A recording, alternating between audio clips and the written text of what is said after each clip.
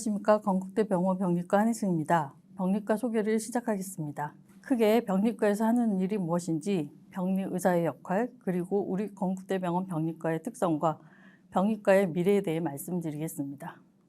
병리과는 병의 발병 기전과 같은 지식을 바탕으로 병원에서 환자로부터 채취한 다양한 검사물들을 주로 분자적, 형태학적, 면역학적, 미생물학적 검사를 통하여 병리학적 진단과 더불어 환자의 치료와 예후 판정에 도움이 되는 다양한 병리학적 지식을 제공하는 과입니다.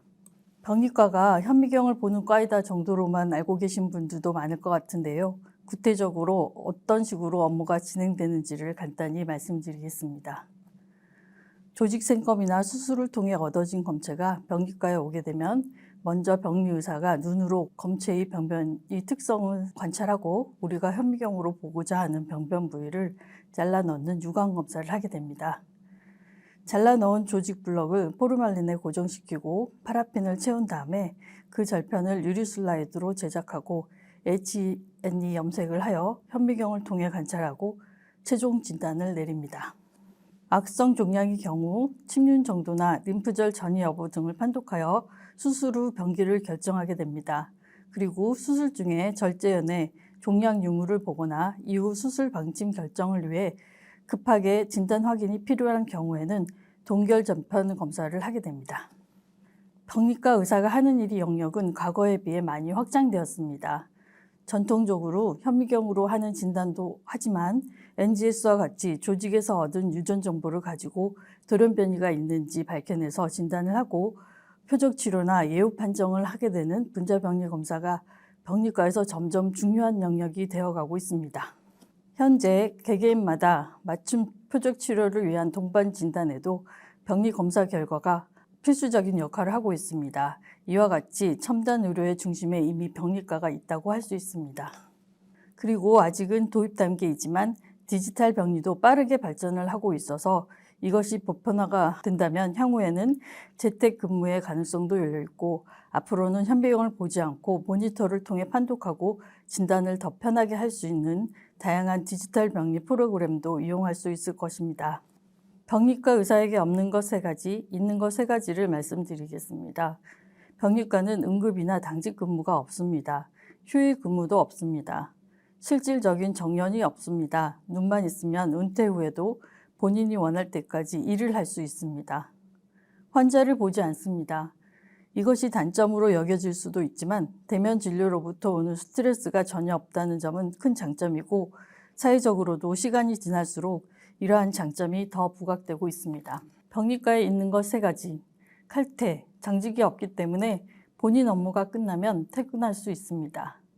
휴가는 원하는 때 다 쓸 수 있습니다. 탄력 근무가 가능합니다.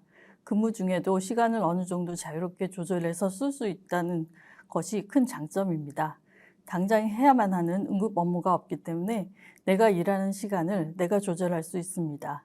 음악도 들으면서 일할 수 있습니다. 저희 건국대 병원 병리과의 특징을 살펴보겠습니다. 전공의는 기본적으로 유광검사에 슬라이드 판독 준비를 하게 되는데 교수님들 바로 옆에서 함께 현미경을 보면서 진단하는 것을 배우게 됩니다. 건국대 병원 병리과는 진단 능력을 키우기에 충분한 다양한 검체를 경험할 수 있는 규모가 되면서도 대형 병원에 비해서는 과중한 업무에 치여 일만 하지 않고 중간에 공부하면서 일할 수 있는 시간적 여유가 있기 때문에 삶의 질과 워라밸을 어느 정도 지킬 수 있습니다. 전공의가 귀한 과이기 때문에 전공의를 아껴주고 존중하는 분위기에서 마음 편히 생활할 수 있습니다. 병리학회에서는 매년 전공의들을 위한 다양한 교육을 제공하고 있는데 이런 교육과 학회 참석도 모두 지원되고 코로나 상황이 아닐 때에는 해외 학회도 가게 됩니다. 그리고 국내 최초 액상병리 검사실과 최신 분자 검사를 할 수 있는 분자 검사실을 갖추고 있어 연구와 첨단 의료에 있어서도 지리지 않는 역량을 가지고 있고 이를 바탕으로 다양한 지식을 습득할 수 있습니다. 병리과의 미래에 대해 말씀드리겠습니다. 병리과의 진로는 아시다시피 주로 대학병원과 종합병원의 병리과에서 근무하는 경우가 가장 많습니다. 대학 교수로 남을 수 있는 확률이 다른 과에 비해서 많기 때문에 이러한 진료를 원하시는 분들은 병리과가 좋은 선택이 될 수 있습니다. 하지만 진로는 생각보다 더 다양하게 있습니다. 시젠 녹십자와 같은 대형 검사센터에 취직을 하거나 국가수에 가서 법의관으로 일할 수도 있습니다. 직접 병리과 의원을 개원하는 경우도 있습니다. 병리과는 몇 년간 미달이 심하기 때문에 지금 구하는 곳은 너무 많은데 다들 사람을 못 뽑고 있는 실정입니다. 그래서 취직 자리는 보장이 된다고 할 수 있습니다. 그리고 병리과의 보수도 다른 과와 비교해서 크게 차이 나지 않고 로딩에 대비해서는 더욱 적다고 할 수 없기 때문에 병리과 의사의 근무 만족도는 대체로 높은 편입니다.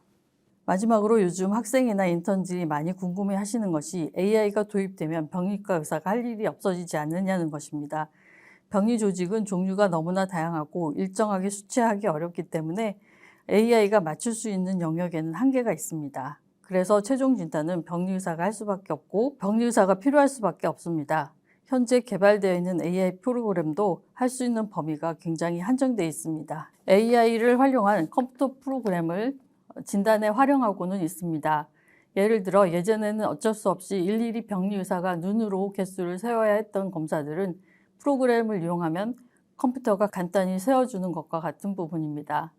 AI는 병리의사의 시간과 노력을 절약해주는 보조 역할로 활용될 수 있지만 병리의사를 대체할 수는 없을 것입니다.